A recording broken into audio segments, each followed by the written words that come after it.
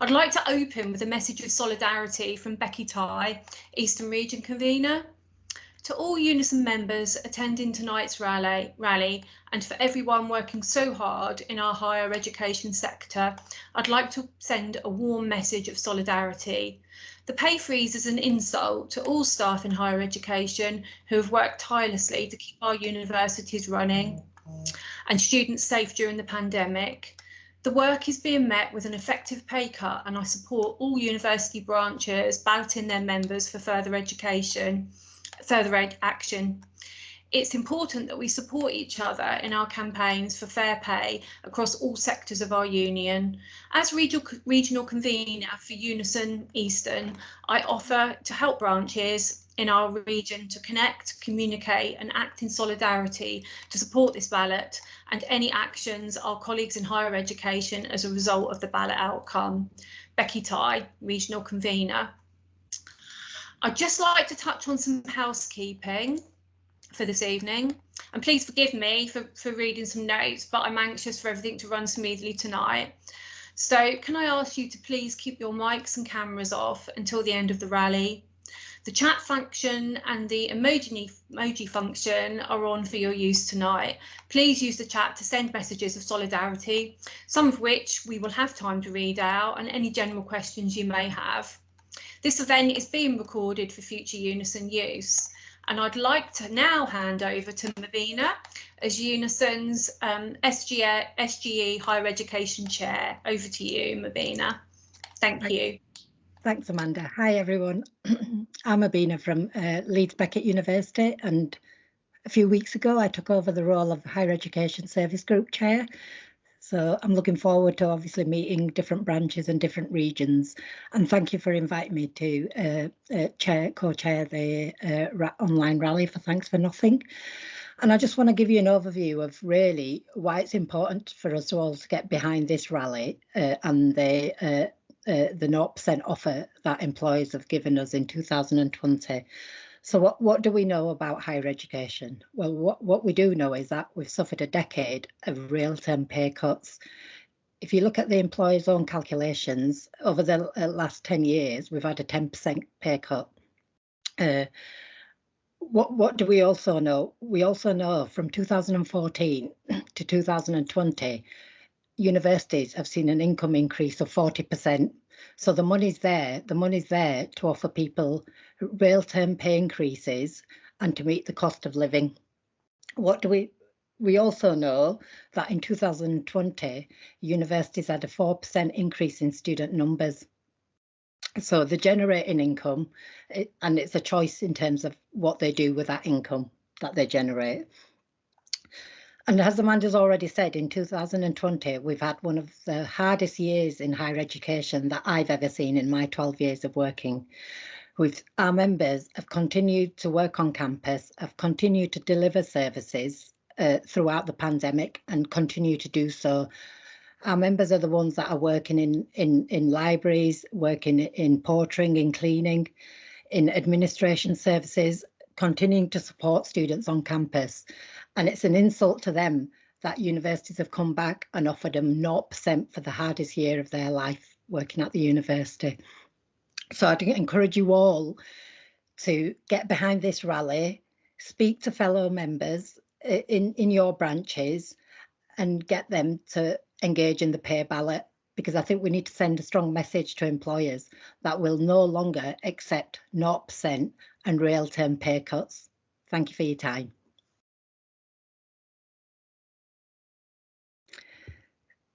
So I'm going to move on now to introduce Christina McAnea, our General Secretary. Thank you for attending, Christina, and welcome. Thank you very much, Mobina, and thank you, Amanda, also for the invitation tonight. And it's great to be here with you all, and I want to thank the organisers and all our great speakers, Clive in particular, for taking part, and to all of the members who are joining us here tonight online.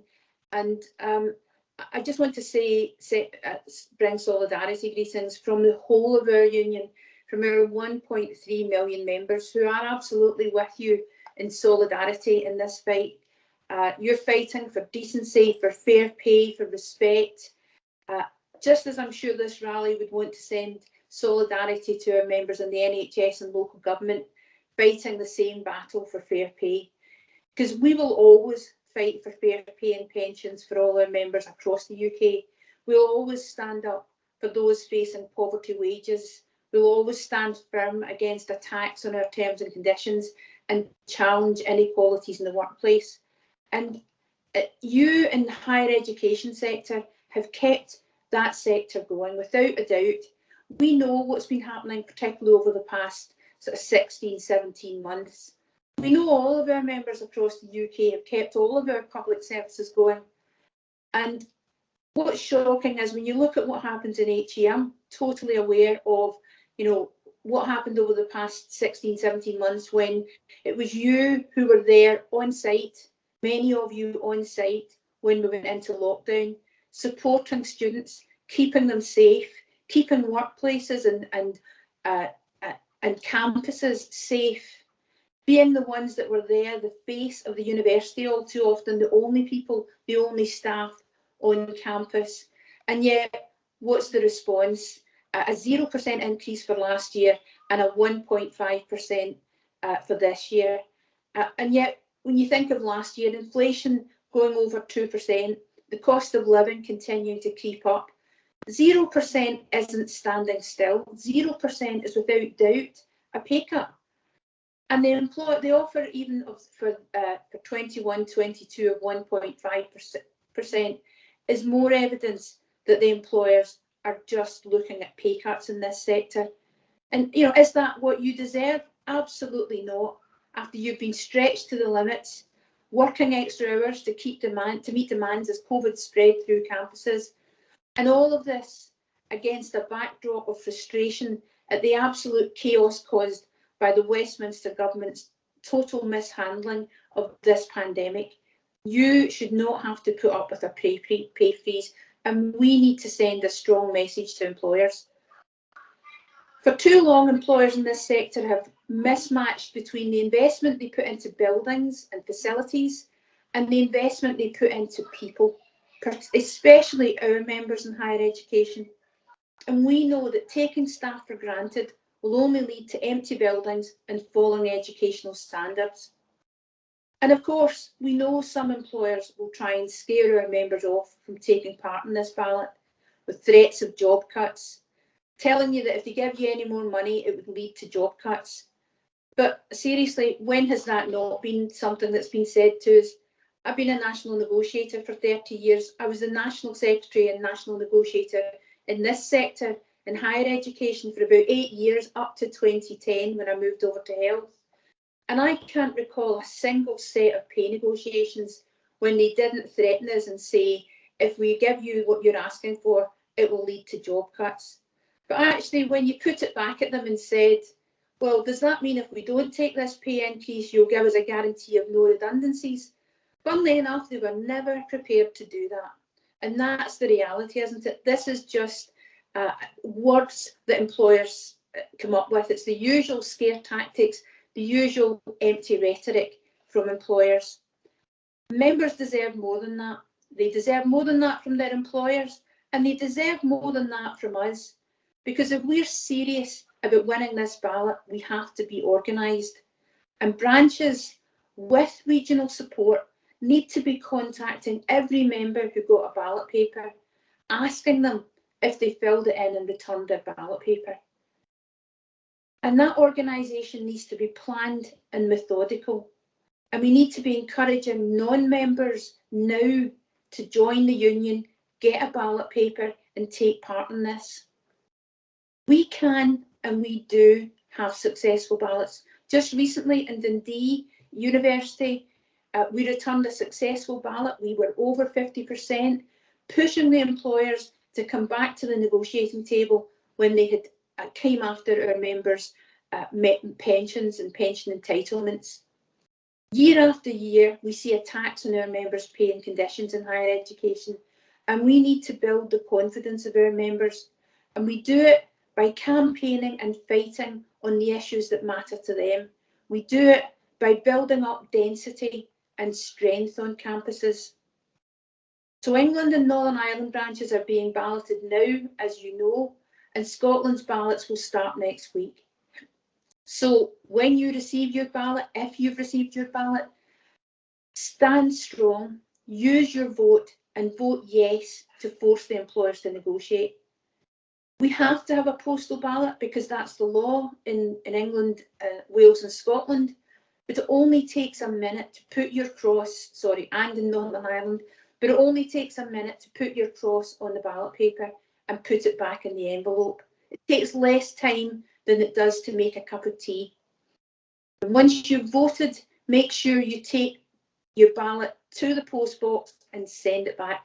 And the key is to make sure all your workmates, your friends, your colleagues at work are doing the same thing. Because turnout is critical in this. So I'm asking all branches to, of course, urge our members to vote yes for industrial action.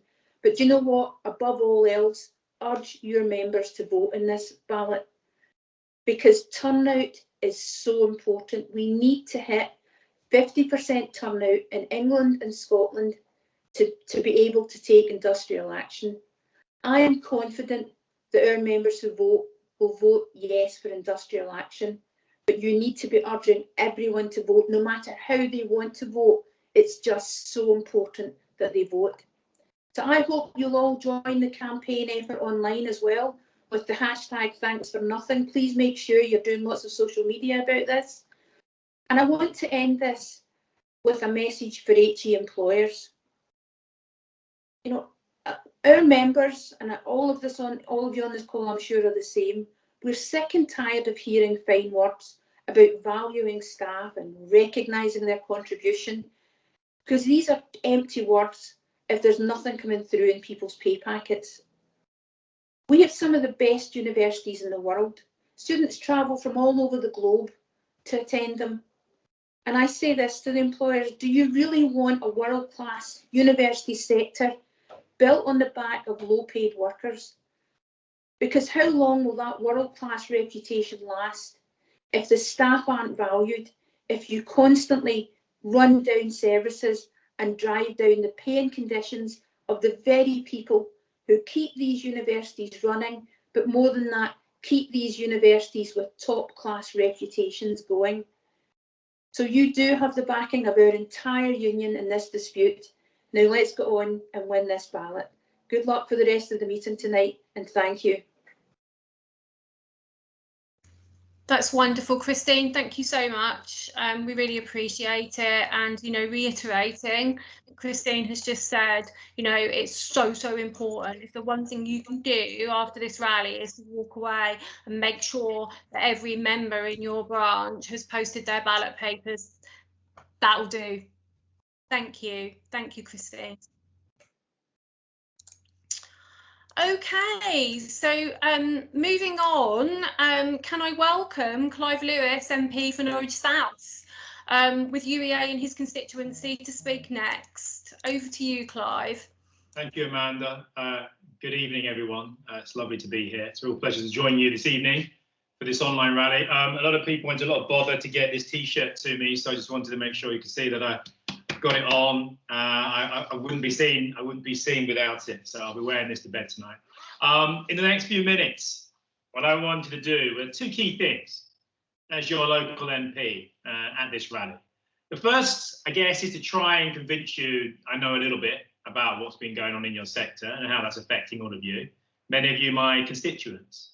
Finally, I also wanted to try and relate what's happening with your pay offer to a broader understanding of the politics that we're watching unfold before us, and you're part of that. So firstly, I'm proud Unison represents and fights for some of the lowest paid workers in this city. I know early this year that Unison joined other education unions to submit a claim for around about £2,500 increase, and I believe a minimum wage of £10 an hour or £10.85 for people in London.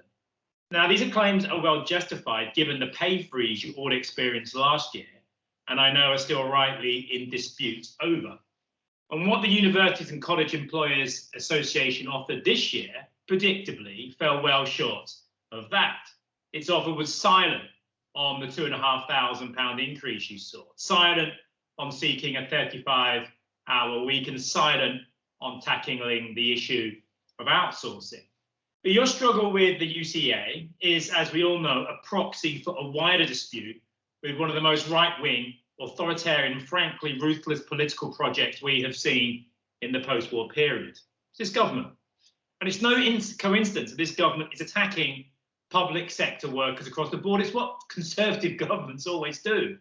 Qualified teachers getting a pay freeze, NHS staff being offered 3% after facing down a pandemic that's still going on, as well as operating one of the world's most successful vaccination programs, 3%. The public sector and key workers have been the backbone of this country for many years, but your efforts through this pandemic have been nothing short of heroic. HE staff haven't had a pay rise since August 2019, and yet you've worked harder than ever before. University support staff have kept universities going through the pandemic. The technicians, the cleaners, pastoral care staff, IT staff, and so many more have had such a vital role in keeping universities going throughout it all. So take it from me, you deserve this pay rise now more than ever. So what's the government's argument? Well, mainly that it's spent more than £440 billion on the pandemic and that it can't now justify paying the very people who bore the burden of much of the pandemic. Its so-called pay restraint is a signal to the private sector that the labour market pay must remain disciplined. Unless, of course, you're one of the highly paid executives, shareholders, or a recipient of the billions given away to this government's friends, family, and political supporters. There's always money for them, never for the people who need and deserve it. But I'm afraid this isn't simply incompetence, as my own front bench often proclaim, because this government is one of the most ideologically class antagonistic in living memory. The dodgy contracts, the rush to reopen the economy at a pace and speed contrary to the scientific advice, the divisive culture war, now public sector pay cuts. This isn't incompetence, it's class politics, and we are at the receiving end of it. So it's time to acknowledge that and to play our part in standing up to this government and defending our own class interests. And that means, yes, solidarity with one another in different sectors as we struggle for the right to decent pay, terms and conditions. But there is also another tool we must use and deploy in the coming struggle with this government, and that involves winning the public over to understanding this government isn't making valid economic decisions in its interest. Rather, it's making political decisions in its own class interest. And I'll give you a couple of examples before I wrap up. You're going to hear a lot about getting the debt down after the pandemic and government spending on it. But let's look at the context. Government debt has risen to 99.7% of the size of the economy as measured by gross domestic product. It's highest on that measure since 1961. So they're right in that sense when they bang on about this. You can't argue with that.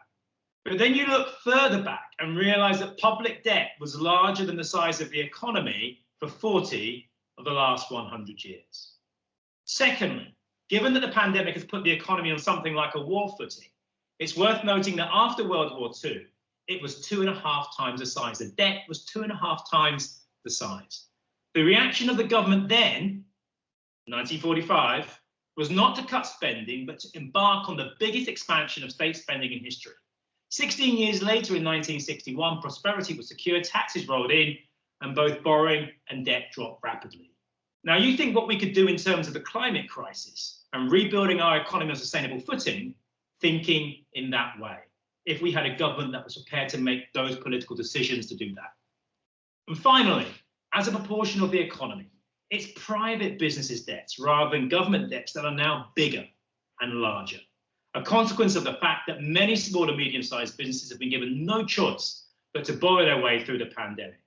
Arguably, it's that debt rather than the government debt, mostly borrowed from itself by issuing currency from the Bank of England, which needs the most urgent policy attention in the wake of the pandemic. I'll finish now by saying, as one of the country's most influential post-war economists, Maynard Keynes, said, we can afford to do what we need to do.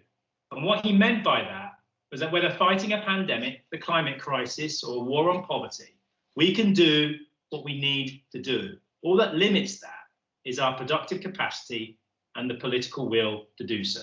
So I say it's high time we found the political will to pay our public sector workers, all workers, properly. Thank you.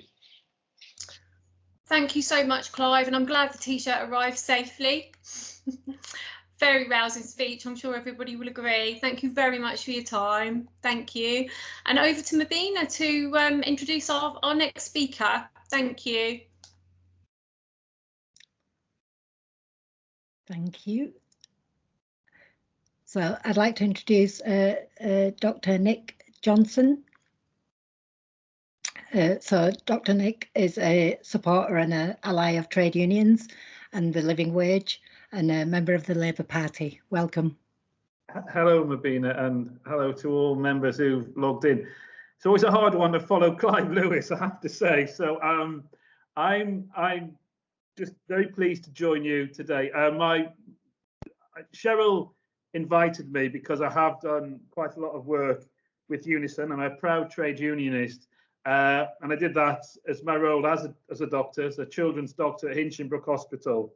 But some of you may also know that as of May, I also became the mayor for Cambridgeshire and Peterborough, sort of a metro mayor equivalent of your Sadiq Khans and Andy Burnham. And I'm very, very proud to be in that position. I'm also proud to acknowledge that Unison were one of the unions that was so supportive of that campaign. It's a big change in terms of Cambridgeshire and Peterborough as well. But I do believe that one of the messages of that campaign, which Unison helped to get me elected, was that I stood on the idea that, you know, we are a community that has been severely affected by COVID, and it's the most vulnerable who've been affected, those who live in the most poor quality housing, those who live who haven't had the same sort of levels of life chances. And the message around what would make a difference, and I think why I got elected, was because I focused on three things, also known as the 3 C's. The idea that of compassion and working together, cooperation, and then you build a community. So to be honest, that's why I've joined you today, because those 3 techniques of focusing on compassion, and it has to be in that order. It's been shown to, you know, been seen to care. And I wanted to show that I do care about you, you know, the higher education sector and what Unison is trying to do in terms of its campaign, because as has previously been said by many of the speakers, you know, I recognise that it's not just the idea of those who've worked in the NHS, it's those who've been working in higher education, those who've been working in the shops, all those key workers that kept the country going, and you deserve a pay rise as much as anybody. And I'm not saying I'm satisfied with the proposed pay rise for NHS staff of 3% either. I came along because I have had a good working relationship with Unison, and particularly in regard to the challenge at the hospital, where I still do 1 day a week, Tuesday, and the catering staff, the portering staff within that hospital were threatened with the possibility of being moved out of the NHS and essentially being taken over by private enterprise. And you know what? The people on the ground, they really cared for their staff. They really didn't want to see the potential of a change of an outsourcing arrangement, which would essentially bring poorer service and indeed, you know, poorer staffing contracts for those in position. So everybody got together. And I think that's kind of what I'm really trying to say to you. I think people are acknowledging that you have gone above and beyond over the last 18 months. And I do think people care more and want to show that they care. So I will be joining you and supporting you in your campaign. I will reiterate the 3 C's mean a lot in terms of the messaging here in Cambridgeshire and Peterborough, and I believe they mean a lot across the rest of the country. The country has changed. We reached out to our neighbours, to our friends, to our relatives to look after each other through the COVID pandemic. And we will remember those who went above and beyond. And you are those people, and you deserve the pay rise, as Clive has said, and many other speakers. So make sure you get your members all out. Make sure you vote accordingly, and you will have the support from myself as a mayor, for the combined authority here in Cambridgeshire and Peterborough. And I wish you all the very best. Compassion, cooperation, and community do deliver, and I commend to you that viewpoint. So thank you. Thank you, Nick. Very much appreciated, and I'm sure everybody here today, joins you in the sentiment of the 3 C's. Thank you very much. Once again, guys, get everybody to get those postal ballots in the post box. Thank you. Okay, so moving on, the final word goes to Ruth Levin, Unison National Head of Higher Education. Over to you, Ruth, and thank you. Thanks very much, Amanda and to Mobina. But before I say a few words, what we want to do is to share some short video clips that we have with some messages from Unison and from some of our members. So I will try to share my screen so that we can watch a few messages from our members, and we'll also have some read out. Perfect. Enjoy, everybody.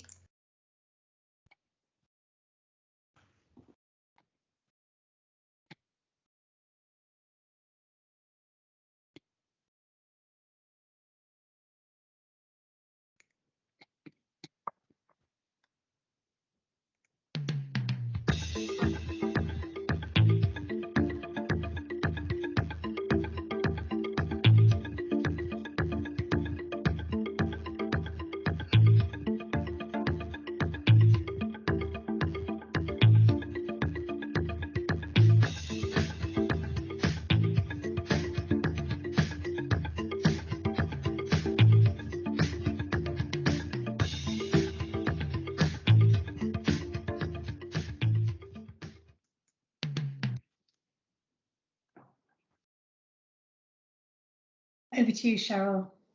Oh, thanks, Ruth. And a message that's just come in from Rad Kerrigan, Unison Eastern Deputy Convener. His message is to all at the Higher Education Strike Rally tonight. It's important that when we're faced with something we don't like, that we don't just allow it to happen. Making a stand against an employer can be unnerving, but that is why Unison is here. Unison Eastern Region stands in solidarity with all of its members in higher education and is here to support you in your dispute with the employers. Be sure to take part in the ballot and be brave. 86% of members voted to reject the pay freeze. If 86% of members balloted say yes to industrial action, that will send a very clear message to the employers and force them to rethink their position. To all the branches involved, please reach out via your regions for support from your fellow branches. We stand with you. You can fight this and you can win. Back over to you, Ruth. Thanks very much. So the next video is a short clip from a Unison member from the University of Chester. She's called Helen, and she's going to tell us why she's voting for action.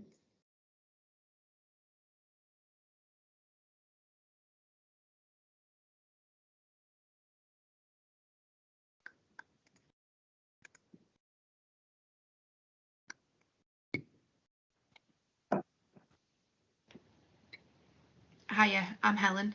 I'm one of the Unison reps at the University of Chester, and I'll be voting yes to strike action in response to the pay offer for academic year 2021, because I think that 0% is just unacceptable. In what was already a really tough year, where we had to adapt and work differently, the greatest thing to come out of it was the power of solidarity for me, and the importance of working together to look after each other and our university.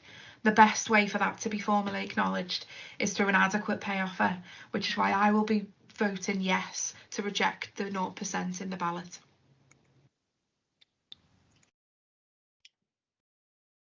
Back over to you, Cheryl. Oh, thanks, Ruth. And just hot off the press from Jonathan Dunning, who's the branch secretary at Norfolk County branch. So his message is the Norfolk County branch of Unison send a message of support and solidarity to all Unison members in higher education currently being balloted on taking strike action to secure a decent pay increase. You are setting a fine example to all Unison members who have faced real term pay cuts over the last decade, yet are still expected to provide high quality services. Sometimes The only way to get a fair pay settlement is to take strike action. And after years of putting up with pay freezes and paltry increases, it is really great to see a group of Unison members who are preparing to say, enough is enough. Back over to you, Ruth. So our next video is from Tom, also from the University of Chester, explaining why he's voting for action.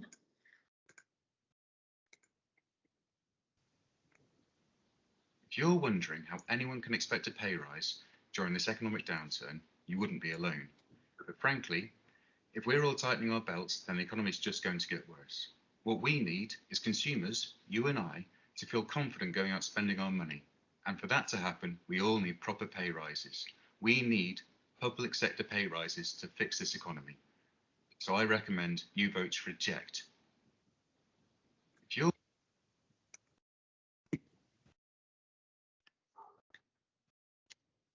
Next one's for Cheryl. I think you've got another message. I have indeed. Thanks, Ruth. And for those of you that are avid readers, you may well know a well-known author by the name of Ellie Griffiths, who is the author of books containing Dr. Ruth Galloway. Now, Ellie read English at King's College, so has been through the university system, and look how successful she's actually been. Her message to you tonight is, as the creator of fictional university lecturer, Dr. Ruth Galloway, I'm appalled that higher education workers who have worked so incredibly hard to keep the universities running and support students during the pandemic have been rewarded with what amounts to a pay cut. Ruth might be fictional, but this country's disregard for higher education is sadly a fact. Good luck with the rally. Both Ruth and I are with you in spirit and solidarity. Thank you. So our final message from a Unison member is from Aileen. Professional services staff in HE have worked so hard during the pandemic, and as a reward we've been offered a 0% pay rise, which is a pay cut in real terms. The cost of living has gone up, the cost of bringing up our children has gone up, yet our pay has remained the same, if not decreased. That's why I'm standing with my Unison colleagues and Unison members and voting for strike action in this HE pay ballot. Thanks, that's the end of the video clips. Okay, thank you so much. I'm sure everybody will, agree with me that, the support we've had from people who've sent messages of solidarity has been, absolutely wonderful. So I would like to end today or this evening with a massive thank you to everybody who has taken part and everybody who's taken the trouble to attend. And we are going to be played out by Ken O'Connor from the Norwich band Red Flags. Could I ask everybody to turn their cameras on? Ruth, were you going to say something else? Have I missed out? Apologies, Ken, if I've jumped in there. Thank you very much. I just wanted to finish by summing up some of the comments that we've heard. Please do. Please do. Before we hand over to Ken to provide us with some much needed musical entertainment. So thank you very much, Amanda, for hosting this event, and to you and Mobina for chairing the event. And thank you for inviting me to address this really important online rally. And the biggest thanks goes to all of the members and Unison activists who've turned up today and who are showing support for all of our branches that are taking action. And as we've heard today, Unison has a really proud record of standing up against injustice, importantly in standing up for workers' rights, our members' rights in the workplace. And that's what tonight is about. It's about standing up and about being counted. And when we see an injustice, and a pay freeze, which is really a pay cut, is most definitely an injustice, we know that we need to take a stand and to do that together. And as we've heard tonight, and as we all know, over the last year, all public sector workers and all education workers have had the toughest year of their working lives.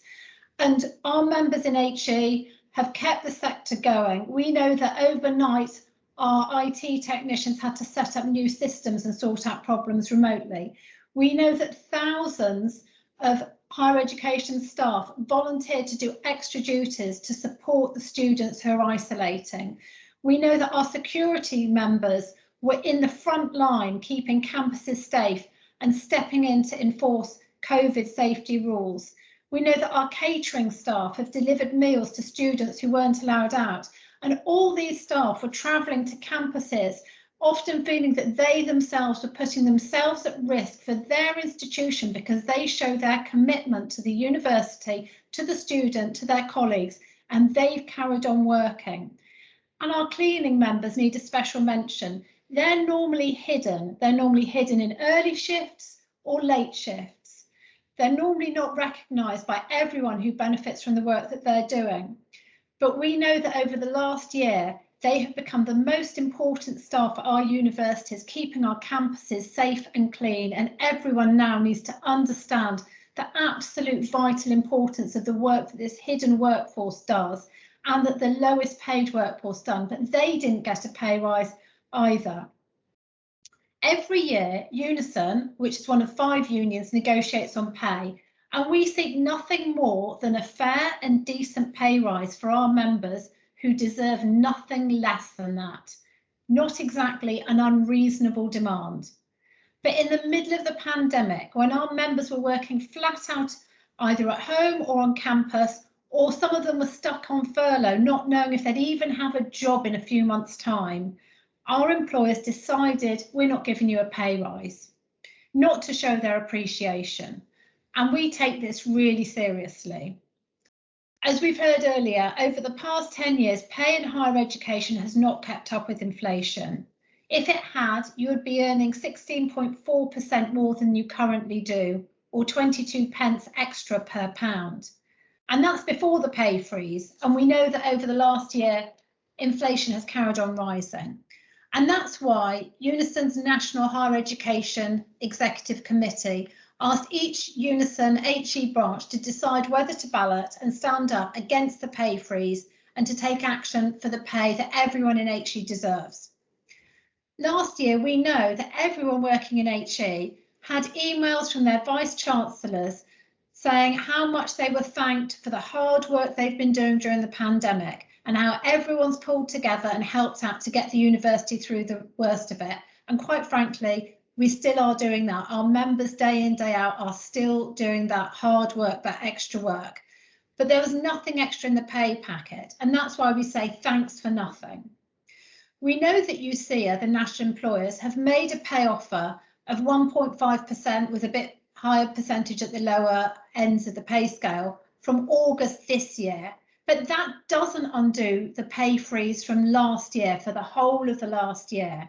And as has been said earlier, that doesn't undo the fact that no one in this meeting has had a pay rise since the 1st of August 2019, nearly 2 years ago. So we want to give our employers a plain and simple message. Unison is committed to national pay bargaining, and each university needs to get back round the table through UCEA to call on them to make an offer for the past year of work. It's money owing to our members in higher education. We know that you may have got an additional one-off payment or maybe a few days extra annual leave as a token gesture to say thank you. But a one-off payment won't count towards your pension and won't be consolidated into the pay scales. And extra holidays, as welcome as they are, won't pay the bills. As we've said today, we'd really like you to take away a couple of simple things. So if you do anything at the end of this rally in the next day or two, please do these. If you're not yet a member, or if you know colleagues of yours who are not yet members, please ask them to join, or please join now. You can join online via our website. If you join by Friday this week, by Friday the 30th of July, you too will get a vote and a chance to vote for action and a chance to send a strong message that you're rejecting the pay freeze and standing up for decent pay. The second thing, please, please, please post your ballot. Tick the box, put it in the envelope and get it in the post box. every vote counts, and it's absolutely vital that everyone who's entitled to a vote uses it. There's nothing more important than using your vote, using your democratic right to have a say and to get that in the post. Make sure it's counted. And the ballots in England close on the 10th of August, so it must be in the post box in really good time for it to be counted. And finally, tomorrow, please talk to a couple of colleagues who are Unison members and ask them if they've used their votes. Make sure that their voices are heard too. Make sure that the voices of everyone in your workplace is heard, so that we're standing together in solidarity with each other on campuses and across the country. It's your ballot paper, it's your voice, it's your chance to have a say. And it's your chance to send a strong message to your employer that we all deserve a decent pay rise for the past year, for the coming year, and for every year. A vote for action now shows that we haven't accepted the pay freeze, and neither will we accept job losses or any other cuts that come our way.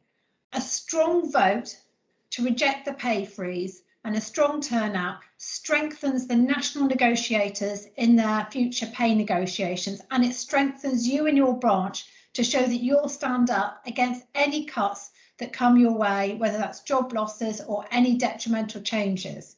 So thanks so much for attending today. Use your vote for action to say thanks for nothing. Thank you very much. Thank you, Ruth, and apologies for attempting to bring in the music slightly early, because obviously, you know, that speech is incredibly rousing and it is what we're all here for today. So, you know, reiterating, you know, what Ruth has said, please, you know, if you haven't posted your ballot papers, do. Shame on you. But at least get everybody out there and make sure that those ballot papers go in that post box. And now, finally, I will say what we've all been waiting for, because I think a little bit of light entertainment goes a long way. So over to Ken from Red Flags, and everybody just turn on your camera and enjoy the music. And thank you so much for taking time to attend today. Cool. Go for it. Thank you, Amanda. Well, thank you ever so much for inviting me. I'm a Unison member and I'm really very happy to be playing for you.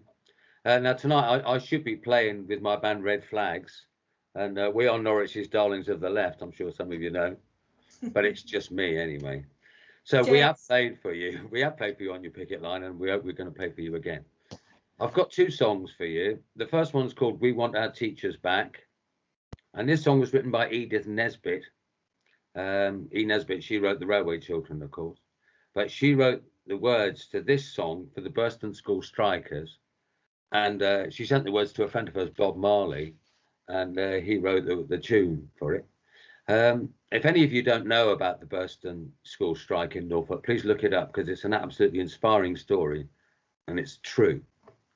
Two teachers, Tom and Annie Higdon, they were sacked in April 1914, and their pupils walked out on strike, and they never went back. They never went back, and they built a strike school, and the school's still there.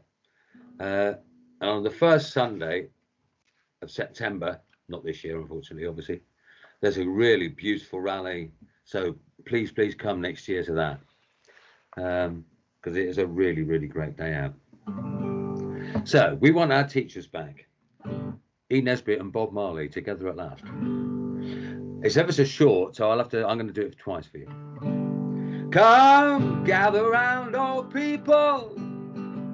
Soon will be the hour when princes must fall from their pomp and their power for the power of the future.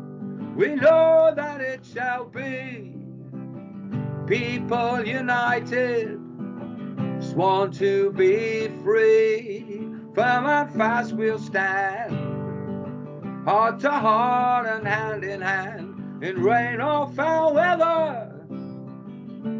People together, sworn to be free.